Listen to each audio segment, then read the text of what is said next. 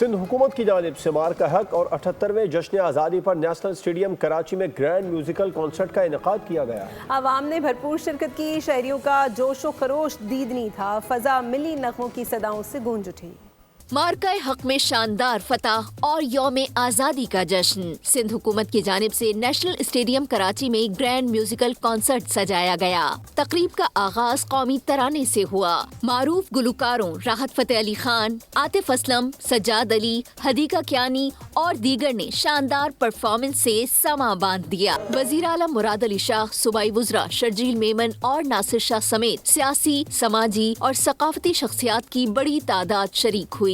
عوام نے بھرپور ملی جوش و جذبے کے ساتھ پروگرام میں شرکت کی۔ کنسرٹ کے اختتام پر شاندار آتش بازی کا مظاہرہ کیا گیا۔ آسمان رنگ و نور میں نہا گیا۔